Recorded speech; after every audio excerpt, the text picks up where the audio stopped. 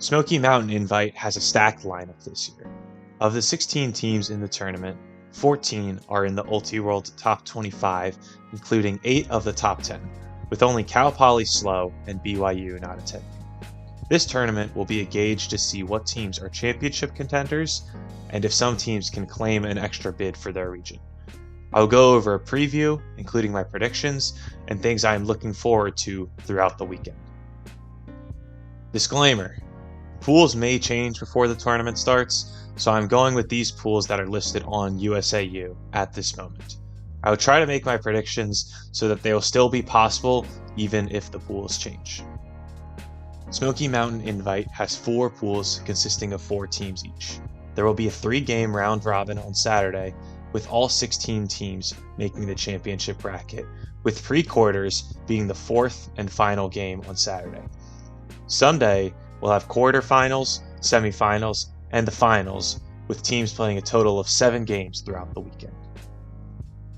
Pool A is nothing to be a massive fan of. To start, Tennessee is going to get stomped this weekend. I would be heavily shocked if they win a game on Saturday. Carleton should win this pool with ease, but Oregon State and Vermont could put a run for their money if they're hitting their shots. Despite that, Carleton will take first, and I believe Oregon State takes the win over Vermont, making this pool go to chalk. I believe the Oregon State versus Vermont game has the widest range of outcomes in this pool, where I think either team can win in a close match or blow the other team out 13-8. Pool B is my favorite pool. A UNC versus Oregon revenge game is beautiful, and it's must-watch TV. Pittsburgh and Northeastern are nothing to scoff at either. Northeastern had a great tournament at President's Day Invite, reaching semis and only losing to Oregon State on Universe. If Northeastern keeps that up, they can push both UNC and Oregon to have a game, but I believe those two teams are in a slight tier above Pitt and Northeastern. I think UNC is capable of beating Oregon, but they know that this game is not as valuable as a bracket play game, which means less crossing over and less dire intensity, which makes me believe that Oregon wins the game and the pool. UNC takes second, Northeastern takes third, making Pitt take the 4th place spot. Pool C feels to be the least predictive in my eyes. I can see a path to every team winning the pool, unlike other pools. Penn State wants to bounce back from a tough loss against UNC at Queen City Tune-Up, and I see them making a statement this weekend. I'm not sure if that will be in the pool play or bracket play, but I have some gut feeling towards it. Currently, I'm not fully convinced in Colorado being in that upper echelon yet. From what I saw at President's Day Invite, nothing stood out to me in an insane way. I'm not sure if Zeke Thorson is playing this weekend, but when he's back, maybe that will spark something for me. In this pool, I think Georgia will beat Colorado, Colorado beats Penn State, and Penn State beats Georgia, giving us a lovely rock, paper, scissors matchup. We will give Georgia the win in the pool, with Colorado and Penn State in the 2 and 3, and Brown in the 4 spot. Pool D has a team in UMass that should easily win this pool.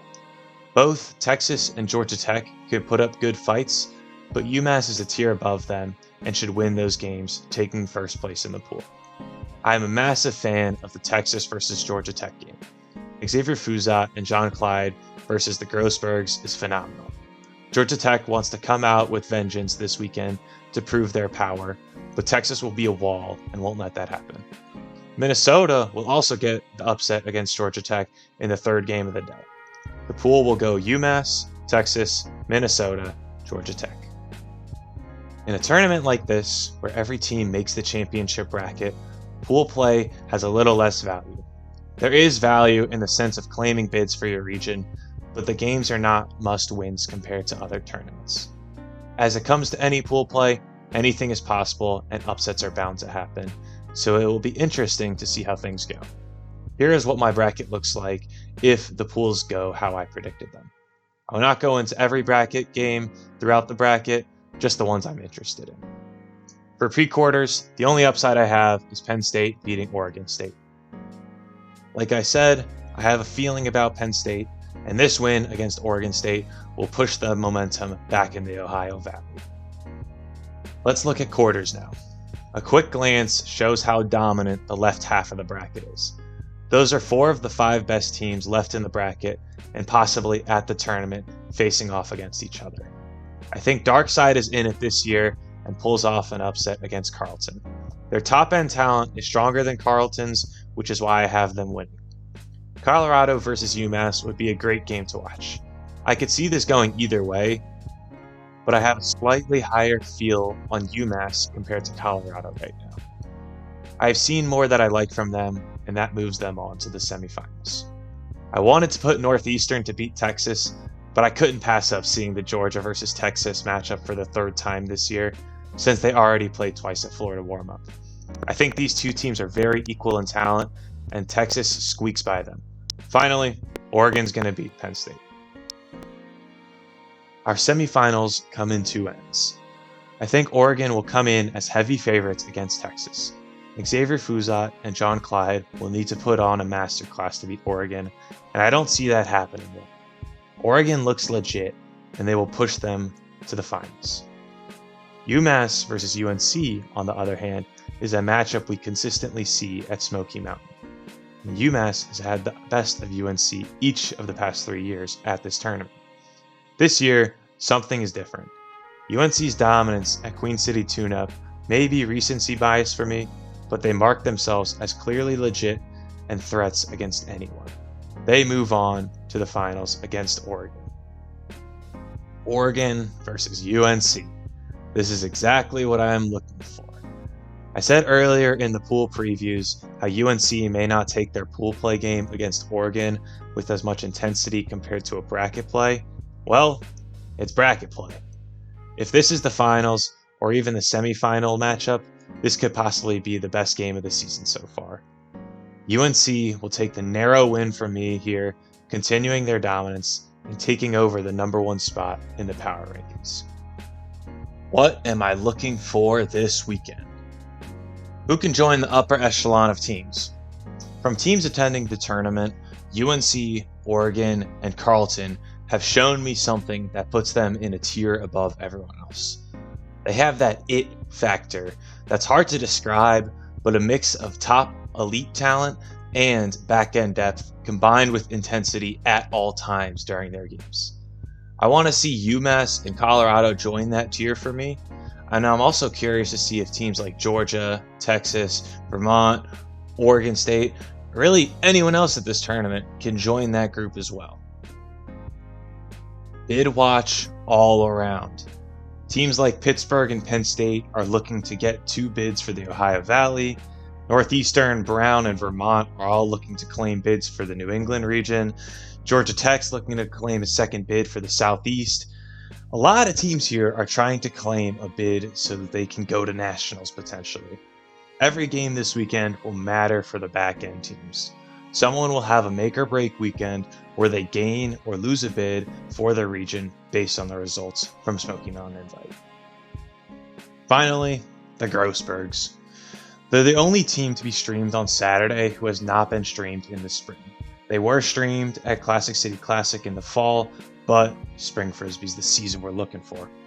I do not believe Georgia Tech will have a great weekend, but they could still be electric TV to watch when Sam and Adam are both on the field. From watching them in the fall and over the summer when they played club on Ghostbusters, they had such a high ceiling as a duo, but as we know, Frisbee isn't just a 2-man sport. It'll be interesting to see how their entire team holds up compared to the teams they're going against this weekend. Here is the streaming schedule for Saturday. I will rank the games based on my interest in watching them and giving a small blurb on why. My least favorite game on Saturday is Colorado versus Brown. Colorado should easily beat Brown here, but Nolan McCloskey from Brown is a lot of fun to watch with his crazy throws, and the Colorado O-line is entertaining, but I do believe this game will get out of hand quick. In 5th, we have Minnesota versus Texas. I like Texas and their potential this season, but I'm indifferent on Minnesota. Minnesota's trying to claim a 2nd bid for the North Central, but I don't really have any buying interest in this game overall. Pittsburgh versus Northeastern. I think this game has the potential to be very interesting. Both teams are looking to prove themselves and see how truly good they are this year. Peter Borth versus Tristan Yarder will be a great matchup. I think both teams are fairly equal in talent, making this a sneaky good game for the 3 and 4 seeds in a pool. In third, I have Georgia versus Penn State. I have high hopes on Penn State, which is why they rank here. I'm curious to see how they stand against a proven team like Georgia. Will Aiden Downey toy them, or will Penn State show that their Queen City tune-up loss to UNC was a fluke? UMass versus Georgia Tech is one of the best games to potentially be streamed out of all the games occurring on Saturday. Watching the elite depth and talent of UMass versus a deadly duo to start the day will be lovely to see. If Georgia Tech goes all out and crosses the Grossbergs over often, this game will go deep and upset watch will be on from the start. Despite UMass versus Georgia Tech being one of the best games, we have the best Saturday game being streamed, UNC versus Oregon. If you watched the game they played at Nationals last year, you're eager to see this game this year. It's going to be great to see how Oregon's D-line will match up against the UNC O-line. How often will players cross over? Because I'm not sure how you guard everyone on the UNC O-line without crossing players over. This is going to be magnificent frisbee. Here are my predictions that I will look back on from this weekend. As we know, predictions are not easy to make, so these may be outrageous, but that's exactly what I want. 1. UNC wins the tournament. 2. Georgia Tech does not make quarterfinals, and they will go 0-4 on Saturday. 3. Penn State claims the clear top spot in the Ohio Valley. 4. Of the 7 big games on Saturday, quarterfinals, semifinals, and the finals, 5 or more of them will be won by 3 or less goals, making Sunday a great day of watching frisbee. That's my preview and predictions for Smokey Mountain Invite. I'm very excited to see how this tournament goes. Let me know your predictions for the weekend.